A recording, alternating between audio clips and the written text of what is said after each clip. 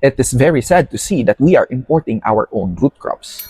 It happened years ago with our rice. Ube is a purple yam that's native to the Philippines. We were just really doing it to have fun. It's just something you never imagined. Look at the $7 specialty coffee. It's dominating the global cafe market from Paris to Tokyo. The international valuation for this aesthetic pastry trend is projected to hit $3.7 billion by 2033. Global conglomerates are marketing it as a generic purple yam or violet flavor to capitalize on consumer psychology and visual aesthetics. But they are committing a cultural erasure. This is ube. None other than ube, just ube. Ube is a Philippine agricultural heritage crop. And while multinational corporations engineer billions of dollars in revenue by stripping the identity away from this botanical commodity, the local farmers who cultivated it for millennia are facing extreme poverty. You are watching the real-time theft of an entire economy.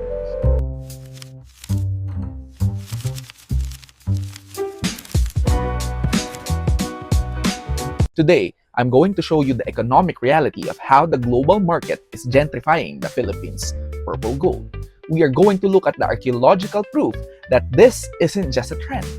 How Japan's economic masterclass with Matcha proves that the Philippines didn't have to lose this battle, and how absurd agricultural catch-22 is holding the door open for the robbery.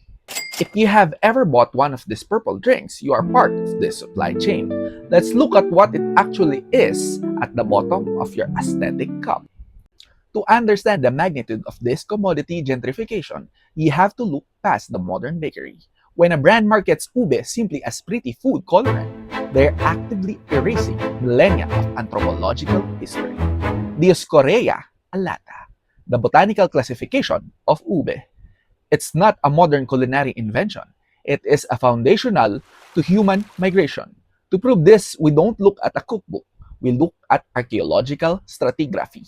Deep inside the Ile cave in Palawan, archaeologists unearthed stone tools dating back thousands of years. When they analyzed the microbotanical residues on these ancient artifacts, they found that microscopic starch grains of the Dioscorea alata.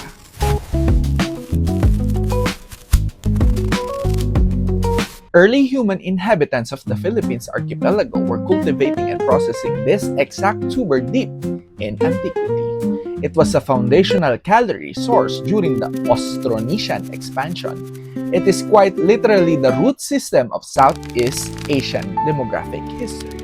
But to grasp its true socio-cultural weight and why it is so offensive to call it a generic purple yam, we have to leave Palawan and travel to Visayas. We have to go to the province of Bohol. According to indigenous Boholano oral histories, ube wasn't a casual side dish. It was a critical mechanism for food security. During brutal pre-colonial droughts, when the sun scorched the earth and surface crops withered and died, the ube survived. Because it grows deep underground, it was shielded from the extreme climate volatility. During periods of massive famine, ube pulled entire communities back from demographic collapse. It was quite literally subsistence agriculture at its most vital. The reverence for this botanical species is so deep that it's codified into the Boholano provincial hymn. Historically, the cultural protocol dictated that if you drop a piece of ube on the ground, you didn't just throw it away. You pick it up and you kiss it out of respect. It was viewed as a savior. But not all ube is created equal. This brings us to the Kinampay. In the agricultural hierarchy, Kinampay is the undisputed queen of ube. It is an endemic cultivar specific to Bohol. It isn't just purple. It has a complex marbled flesh and emits a highly distinct aromatic compound that smells like a mix of vanilla and pistachio. In pre-colonial times, Kinampay was so highly valued, it was practically traded as currency. It was reserved for royalty and sacred rituals. The Kinampay is a masterpiece of agricultural engineering. It went from a survival mechanism to a revered luxury culinary export. But as it crosses international trade borders today, that origin story gets scrubbed clean by corporate marketing. And here is the brutal truth about global capitalism. When the cultural footprint gets erased, the economic leverage gets erased with it. To see exactly how that economic leverage should be wielded, we only need to look 1,800 miles north of Japan. The U.S. imports over 2,000 tons of this bright green powder from Japan a year. Right now, Ube is experiencing the exact same macroeconomic explosion that Japanese matcha experienced a decade ago. But Japan did not lose control of their domestic supply chain. They masterfully weaponized it through a government-backed cultural and economic strategy. Let's break down the matcha blueprint and exactly where the Philippines is failing. The Lexicon Strategy. Japan never compromised on the nomenclature. When international specialty cafes wanted to sell this pulverized green tea, Japan ensured it retained the term matcha. They didn't let Western marketers dilute it into green tea powder by forcing the global market to adapt their linguistic term. Every single beverage sold globally became a subsidized marketing campaign for Japanese culture. The Philippines is failing but here by allowing multinational brands to rename our heritage crop to purple yam or violet dessert. The Philippine cultural identity is severed. We are losing the branding war. We must call it Ube. Supply chain standardization. Japan established a strict, highly lucrative hierarchy.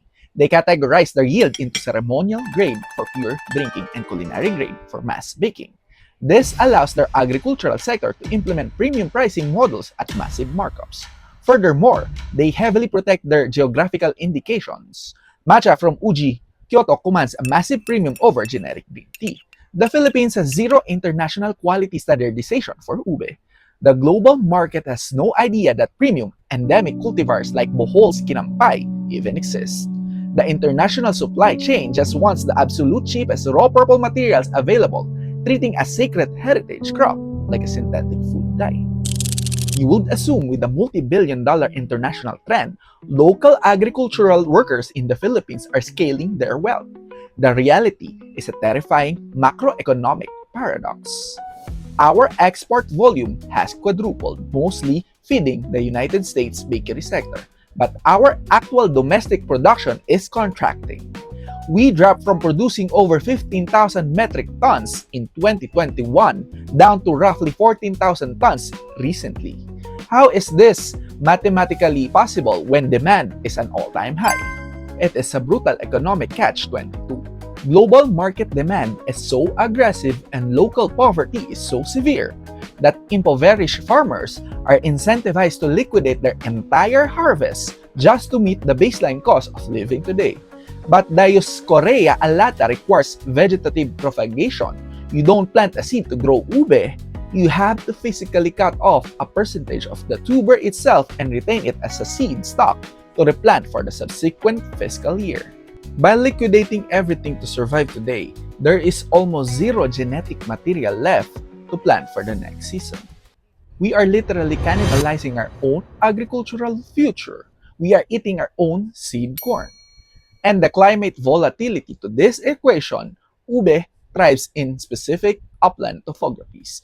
The erratic El Niño droughts and the increasing violent typhoons battering these regions are devastating the yields.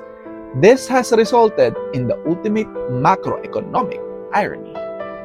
The Philippines, the ancestral home of ube,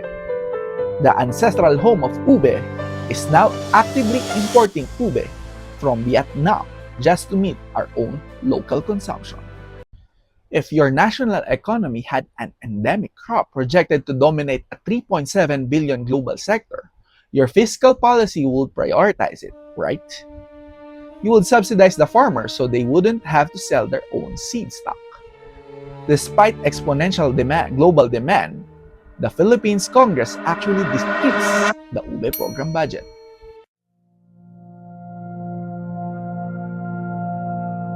Only 10 million pesos, which is roughly $170,000. The flood control has more money than ube crops right now, was allocated for nationwide agricultural support. Keep in mind, ube exports alone earned the country over $3 million in 2025. The government is actively starving, a primary economic driver. Meanwhile, Competing export markets like China and Vietnam are not sleeping. They are injecting massive capital into high-yield commercializations, genetic research, and climate-resilient agronomy. We have witnessed this exact systemic failure before. Look at the Philippines' rice industry. We used to host the International Rice Research Institute. We dictated the gold standard for Southeast Asian agronomy. We taught our neighbors how to farm it. Today, we have lost our agricultural sovereignty and are heavily reliant on importing millions of metric tons of rice from Thailand and Vietnam.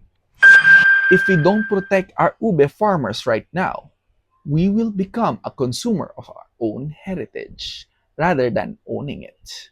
The global market is engineering an entire ube economy, and we are surrendering both the capital gains and the cultural footprint. But we have the collective leverage to halt this commodity gentrification. If you are a consumer, whether you are in Metro Manila, Los Angeles, or London, demand origin transparency. When you step into a trendy cafe and see a purple sweet potato latte on the menu, politely correct the lexicon. Tell them it's ube. Tell them where it comes from. We must support homegrown Philippine enterprises. We must apply legislative pressure on lawmakers to implement infrastructure subsidies to our agricultural sector. Doesn't have to liquidate their own genetic seed stock just to survive the week. The Kinampay fed the Visayas through historical famines and centuries of pre-colonial history. It is time we establish the food sovereignty and capital investment it warrants before our purple gold is completely absorbed by the rest of the world. Please spread the awareness. Help me help you lift up the Philippines. Like and share.